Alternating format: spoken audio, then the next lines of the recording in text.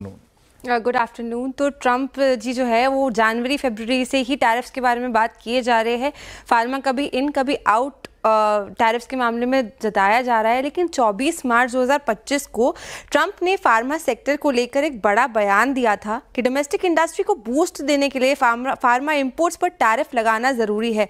उस दिन से हम देखें तो यहाँ पे फार्मा स्टॉक्स ने थोड़ा बिटर रिएक्शन दिया है। निफ्टी फार्मा इंडेक्स लगभग 4% फिसल गया है, जबकि ओवरऑल निफ्टी की बात करें तो वहाँ से 1% फिसला हुआ नजर आया है। यूएस मार्केट पर हेविली डिपेंडेंट जो कंपनीज है उसमें शामिल है Zydus Life, Aurobindo Pharma, doctor Reddy's, Lupin, Sun Pharma. देखेंगे तो इनकी कुल बिक्री में जो यूएस का प्रोपोर्शन है वो 47%, ऑरोबिंदो फार्मा का 46%, ल्यूपिन 36%, डॉक्टर रेड्डीज 46%, सन फार्मा 32%। साथ ही 24 मार्च जब ट्रंप ने ये अनाउंसमेंट किया था, वहां से आप इनकी स्टॉक परफॉर्मेंसेस देखेंगे तो यहाँ पे भी काफ़ी गिरावट इन पर्टिकुलर काउंटर्स में हमें देखने को मिली है। कोई 10% गिरा है, कोई 6%, तो कोई 9% यहाँ पे गिरावट दिखाता हुआ नजर आया। अगर यूएस फार्मा इंपोर्ट्स पर टैरिफ लगा देता है तो इम्पैक्ट काफ़ी लेयर्ड हो सकता है। जेनरिक दवाओं की प्राइसेस बढ़ सकती है, सप्लाई चेन में चैलेंजेस भी आ सकते हैं, और लो मार्जिन प्रोडक्ट्स जो है वहाँ पे रैशनलाइजेशन होना शुरू हो सकता है। साथ ही यूएस में जो जेनरिक ड्रग्स है उनकी शॉर्टेज भी बढ़ सकती है, जिसके कारण पेशेंट्स के लिए वहाँ पे प्रॉब्लम क्रिएट होती नजर आ सकती है। FY24 के डेटा की माने तो यूएस में जो इंपोर्ट होती है उनकी जेनरिक डिमांड का जो 40% इंडिया हिस्सा है वो इंडिया से जाता है, जिसका करीबन वैल्यू 800 करोड़ डॉलर्स के आसपास बताया गया है। तो जो इंडियन फार्मा प्लेयर्स है जैसे कि Zydus, doctor Reddy's, Aurobindo pharma, lupin और नेटको फार्मा, इनका 30 से 50% रेवेन्यू जो है वो यूएस मार्केट से कमाया जाता है। तो इसलिए जो ट्रंप की ये घुट्टी है ये कंपनीज के लिए कड़वी भी हो सकती है, लेकिन लॉन्ग टर्म पर्सपेक्टिव से देखें तो कुछ कंपनीज को यहाँ से फायदा भी मिलता हुआ नजर आ सकता है। तो समझूंगा उस बात को, केवल सर से बेहतर कौन। पर केवल सर, हमारी फार्मास्यूटिकल इंडस्ट्री के लिए यूएस के बाजार तो बहुत। Good afternoon and welcome on the show sir. हमारे लिए तो बहुत इंपॉर्टेंट है यूएस का बाजार। मोटा मोटी जैसे मिताली कह रही थी 40% के आसपास के रेवेन्यूज वहां से आते हैं। पहले तो ये आकलन सही है क्या? और दूसरा, हमारे लिए यूएस इंपॉर्टेंट है, पर क्या कितने यूएस के लिए हम इंपॉर्टेंट हैं? क्योंकि यूएस तो और भी बाजारों से सोर्सिंग करता होगा। हमारी अहमियत क्या है यूएस के बाजारों में? पहले बात है, मिताली ने जो कहा कि 40% of products which are sold in US ये इंडिया सप्लाई करता है। सही बात है, अराउंड $8 बिलियन, $9 बिलियन की एक्सपोजर है। आज क्या हो रहा है कि फार्मा में वैसे भी ट्रम्प को बड़ा मुश्किल होगा हाई टैरिफ लेकर ना। इसका कारण एक ये है कि 80% ऑफ जो फार्मास्यूटिकल प्रोडक्ट्स है वो उसके रॉ मटेरियल्स यूएस में बनते ही नहीं, वो सब इंपोर्टेड होते हैं। तो यूएस में मैन्युफैक्चरिंग बेस बड़ा पुअर है। यही इसीलिए बड़ी कंपनी जैसे कि फाइजर और लिली को ट्रंप ने कहा बड़े जोर से कि भैया आप अब यूएस में बनाना शुरू करो, और उन्होंने कमिटमेंट किया बनाना शुरू करेंगे। फॉर्चुनेटली इंडिया की कंपनी है जैसे कि जाइडस आपने कहा, रेड्डी कहा, लुपिन कहा, सन कहा, इनका तो बेस यूएस में है, ये मैन्युफैक्चर भी करते हैं यूएस में। दूसरी बात यह है कि यूएस में प्रोडक्ट्स की काफी शॉर्टेजेस जा रही है, और ये सप्लाई चेन कहाँ से आएगी? आपने तो चाइना में ड्यूटी बढ़ा दी, आप यूरोप भी सोच रहा है कि वो भी काउंटर ड्यूटी करे, तो ये सब प्रोडक्ट्स आने वाले हैं आपको इंडिया से। अगर इंडिया पे आप ज्यादा टैरिफ करो तो वो प्रोडक्ट जरा प्रॉफिटेबल होंगे नहीं, तो मुश्किल पड़ जाएगी। तो मेरा कहना यह है कि उसको भी जरा तंगी है ट्रम्प साहब को भी कि ज्यादा लेवी फार्मा पर कर नहीं सकते। मैक्सिमम मेरे हिसाब से वो लेवी कर सकते हैं 25%, और रेसिप्रोकल करें तो इंडिया के साथ वो 10% लेवी करेंगे। तो इसके बीच में इंडिया का जरा जो नेगोशिएशन होगा, हमारी गवर्नमेंट ने बहुत एक अच्छी बात की है कि वो कन्फ्रंटेशन नहीं कर रहे, उनसे वो झगड़ा नहीं कर रहे। वो कह रहे हैं कि भाई हमसे आप नेगोशिएट करो, हर चीज में हम आपसे टैरिफ में, जैसे आप कहते हैं कि काउंटर टैरिफ इक्वल होना चाहिए, हम करने के लिए तैयार है, हम बैठ के बात करें। तो इस हिसाब से अगर ये सक्सेसफुल हुए फार्मा में, अगर 10% लगे तो मेरे ख्याल से कि फार्मा स्टॉक्स तो ऊपर जाने की बहुत अच्छी संभावना है।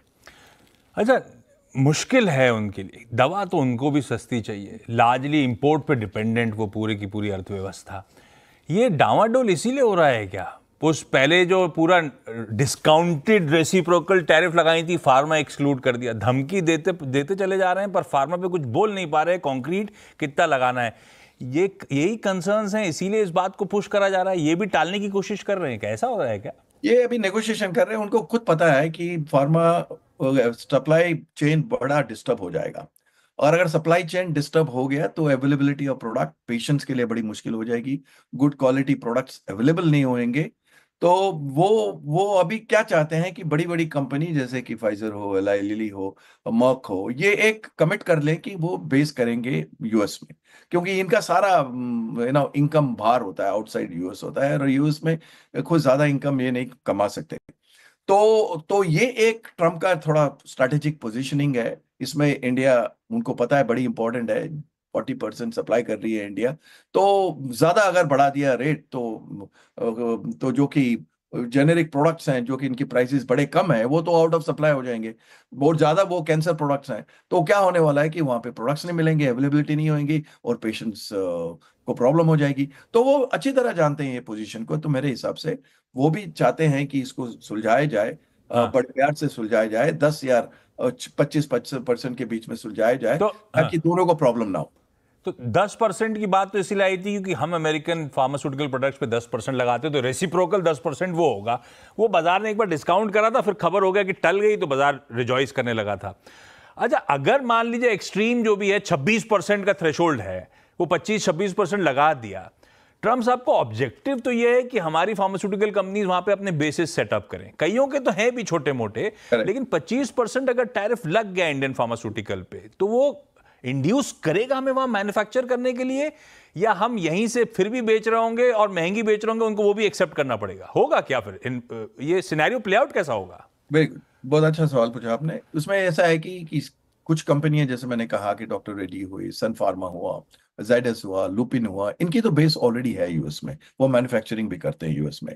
तो वो इस तरह से अगर 25-26% ड्यूटी हुई, और अगर यूएस में कुछ कंसेशन दिया उनको टैक्स में और ये सब्सिडी में, तो वो जरूर सोचेंगे कि अपना स्केल बढ़ाएं, यूएस में अपना स्केल बढ़ाए, और करना भी चाहिए ऐसा, क्योंकि पूरा फायदा भी लेना चाहिए।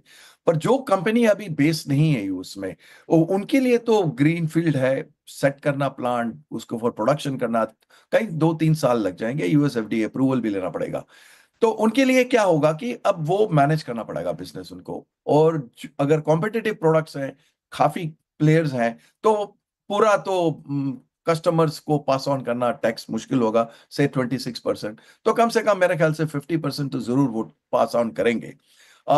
फिर भी अगर 50% भी टैक्स पास ऑन करे, तो भी प्राइसेस तो बढ़ने वाले ही हैं, उसमें कोई ये दो शंका नहीं है।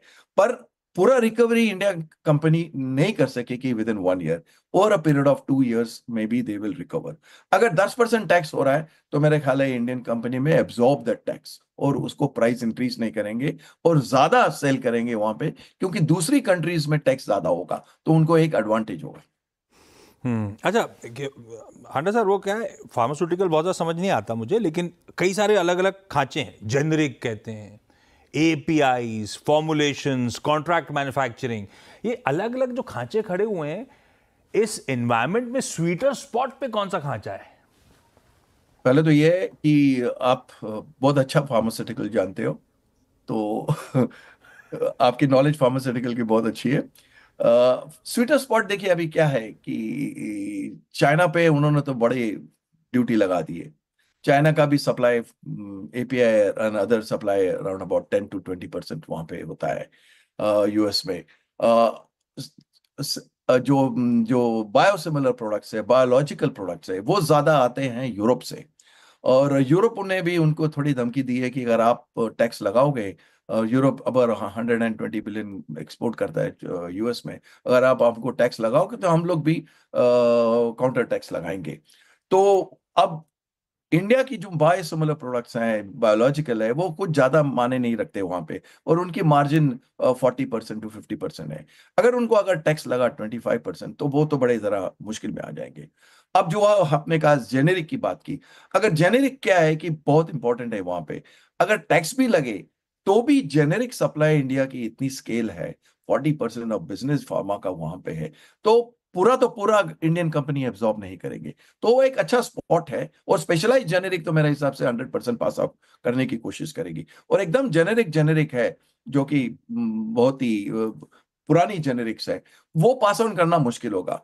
और एकदम जो लो जेनेरिक प्राइसेस चल रहे हैं, कि कहीं तो कहीं $1 के नीचे जो चल रहा है, वो तो बेचारी कंपनियों का पास ऑन करना बड़ा मुश्किल होगा और वहां पे अवेलेबिलिटी का प्रॉब्लम हो सकता है। तो वो कंसेशन शायद देंगे कि इतने थोड़े लिमिट के प्रोडक्ट्स जो हो वो टैक्स फ्री आ जाए या 10% पे आए।